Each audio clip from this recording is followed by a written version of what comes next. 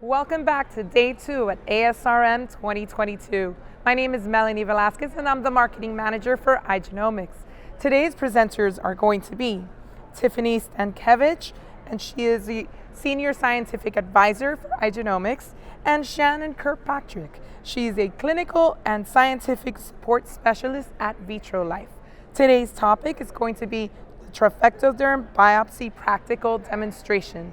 And with that said, I'm going to go ahead and pass it on over to Dr. Stankewicz. Thanks, Melanie. So today we're going to review embryo biopsy practical. So we're going to start with the setup in the laboratory. First things first, we should review your own PGT lab specimen protocol, and this will be specific to the PGT laboratory that you're utilizing for that test. Keep in mind that each lab may have different types of buffer, PCR tubes, loading requirements, dry versus wet. So it's very important to familiarize yourself with their own protocol. The next thing up is to prepare your biopsy dish. Ideally, you want to place the patient's name and accession number on the bottom of the biopsy dish to make sure that there's no confusion with other patients. Indicate the sample number to the corresponding embryo ID. So for example, if you're biopsying number 1, make sure you write that on your biopsy dish. Again, not to confuse any of the embryos if you have multiple embryos to biopsy for a patient. You can use 20 microliter drops of heaps or mops buffered media with protein.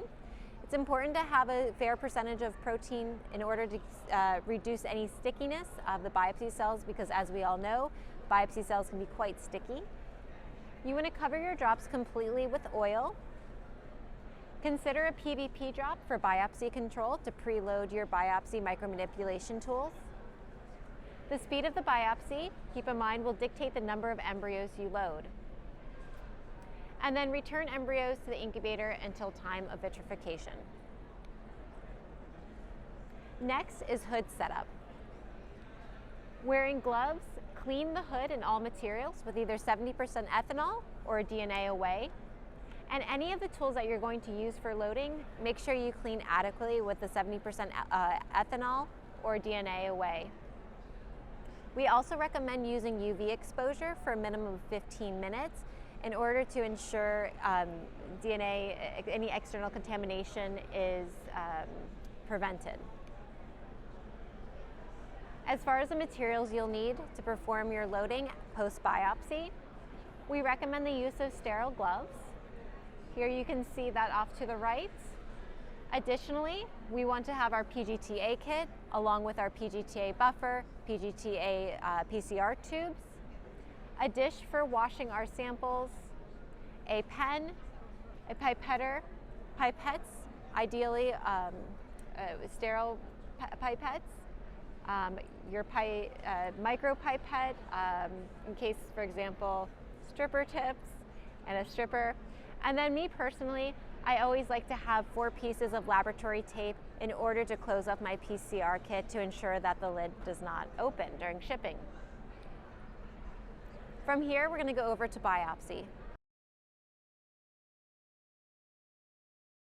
Today we are going to perform biopsies using the Navilace laser, and I recommend each day that you have biopsies in your lab that you do perform calibration of your laser to make sure that the laser shot is taking place on the mark.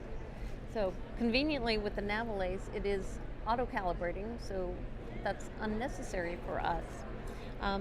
Let's get started.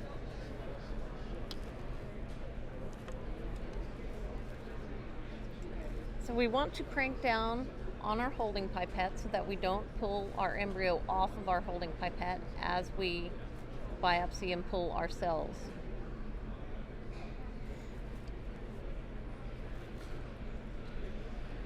We're going to aspirate a few cells from these cells that are herniating through the zona, and we want to stretch them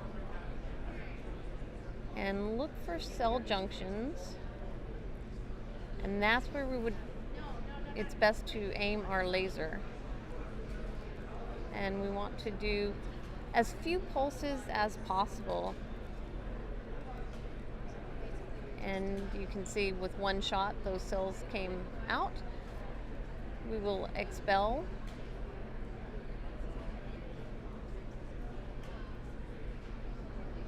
Yep, and there they go.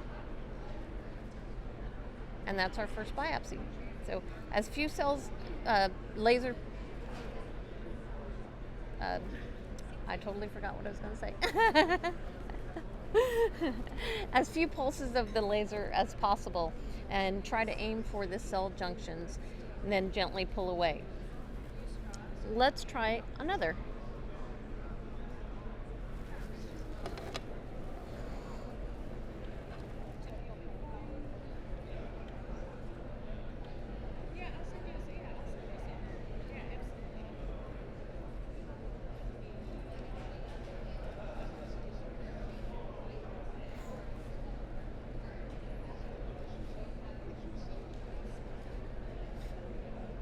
All right. Another good thing to remember is that we want to be sure that we work with our embryo at the bottom of the dish. So make sure that your embryo is at the bottom of the dish. Oops. Let's get that little back.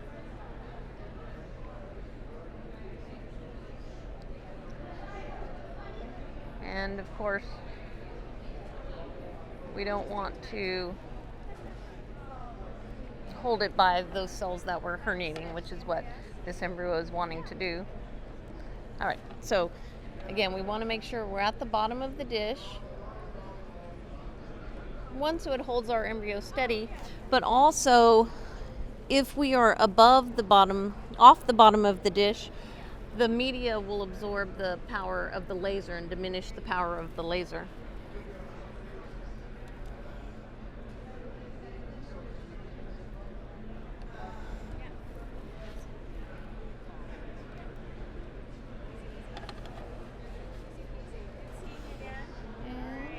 It keeps wanting to hold it right there. Get off of there. All right.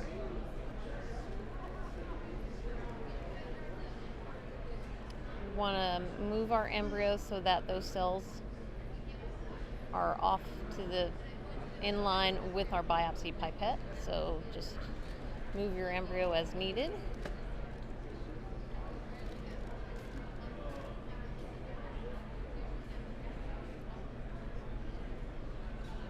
There we go. Give it another little nudge.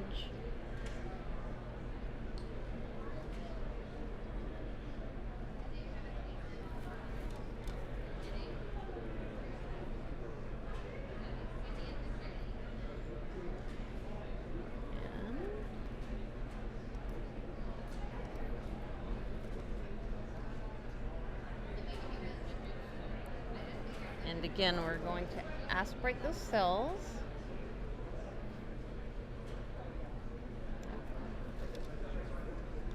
Get back in focus here.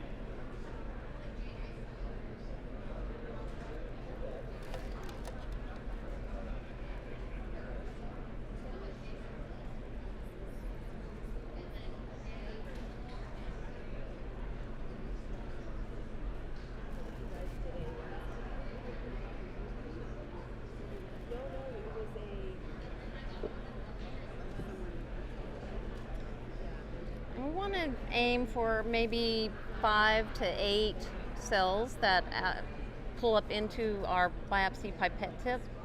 Now this time what we'll do is we're going to change this up just a bit. We're going to give a couple of little pulses, and we'll go down just a little bit more. We'll give one more pulse here. And our cells have not pulled away. Rather than stretch, what we can do is a little tap on our tool holder. And that will then pull away those cells. And we have very few laser pulses doing that little tap. If you do tap, you want to make sure that you tap your tool holder in the Y plane. So if you think X, Y, Z, you want to go in the Y plane so that your biopsy pipette moves forward and back. You do not want to go down from the top, otherwise you're going to break your pipette tip. All right, so that was another method that we can use. It's also very helpful when you're expelling your cells, if they like to stick to the tip of your pipette. There we go, like that. We can tap again and get them to come off. Sometimes that needs to be a bit more aggressive if they're sticky. And these are very sticky.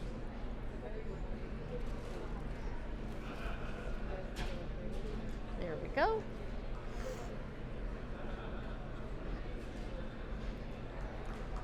And let's do one more with another method.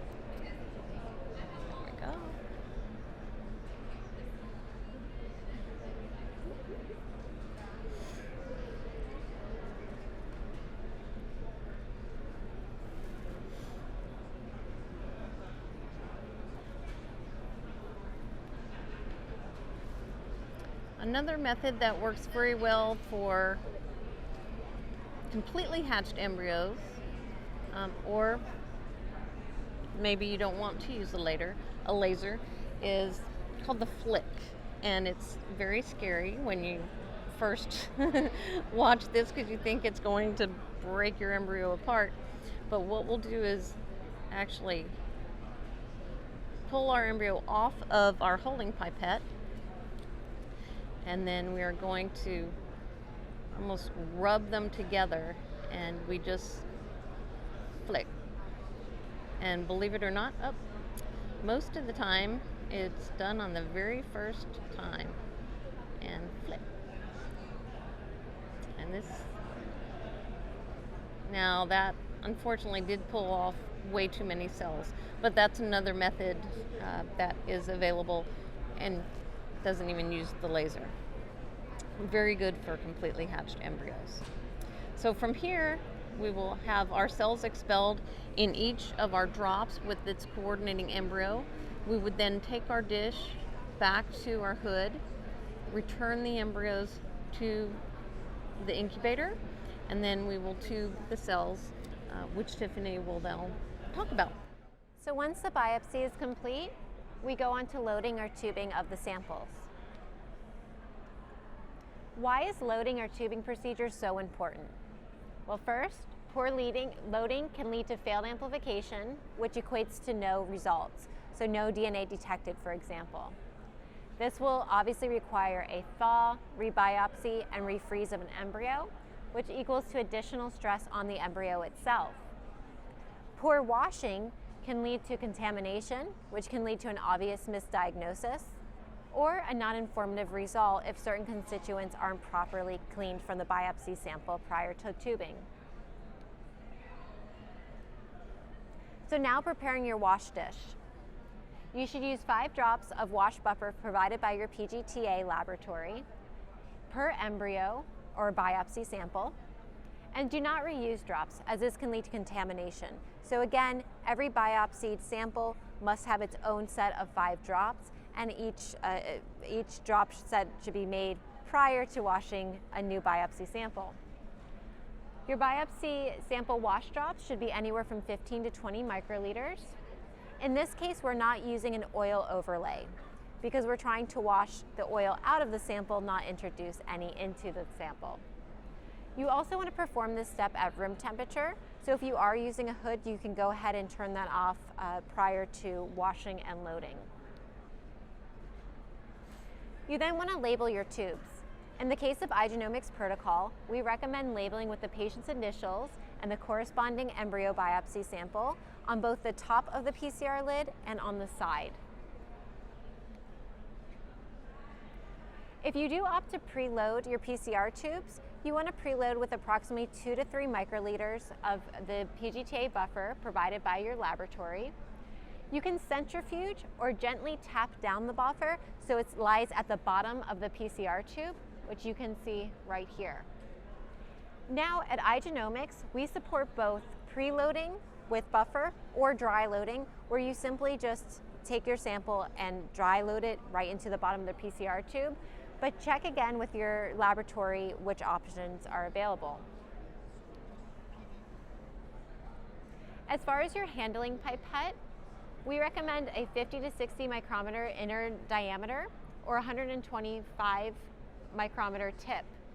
You want to make sure that you change your tips in between each biopsy sample to again reduce the chance of contamination. Now a tip, when using the 55 micrometer tip, 1 centimeter up is equal to 1 microliter volume.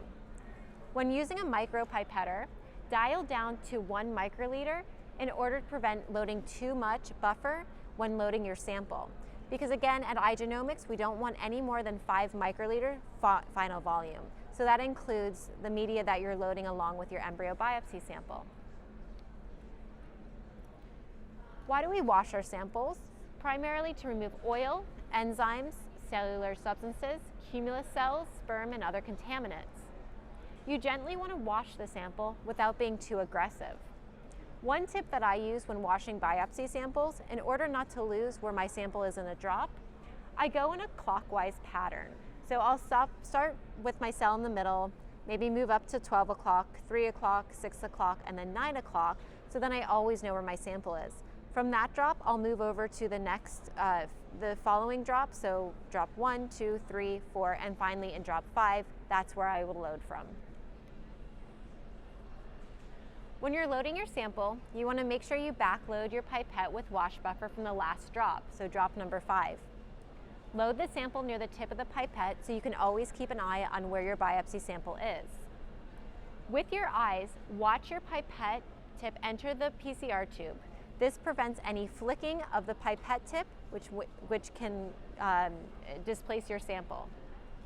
If you are wet loading or preloading, bring the tip to the interface of the wash buffer. Gently expel the sample and visualize the sample shooting into the buffer.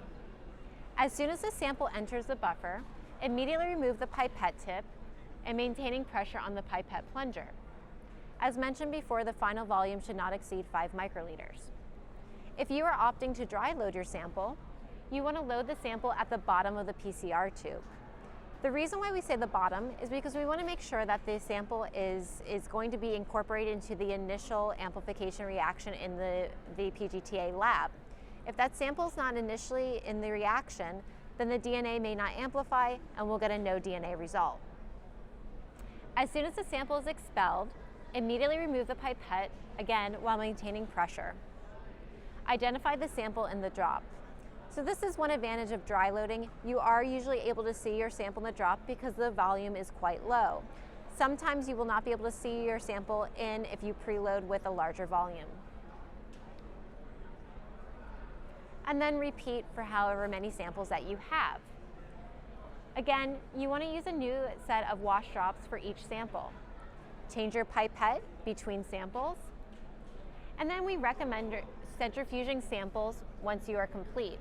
So again, using a mini centrifuge, you can place your PCR tubes to ensure that the sample and the buffer is at the bottom of the PCR tube prior to transportation. Now another tip that I have is that I place my loaded tubes on one side of the PCR rack and my unloaded tubes on the other side. This helps me keep track of which samples have already been loaded and which samples still need to be loaded, which is especially helpful in those cases where there's a lot of embryos to biopsy. Following that, we want to freeze our samples as soon as possible and ship to the PGT lab. Freezing the sample will help maintain the DNA and also keep the sample in the correct location during shipping, again, which is going to be the bottom of the PCR tube. One last thing. We always recommend dry runs for when you're starting with a new PGT lab, so especially with Igenomix. So if you are new to our company, we do support dry runs where you can load samples and we'll let you know the amplification of each sample. This is additionally helpful if you are training new embryologists who might be new to biopsy, or if you have new embryologists joining your laboratory team. Thank you for your attention.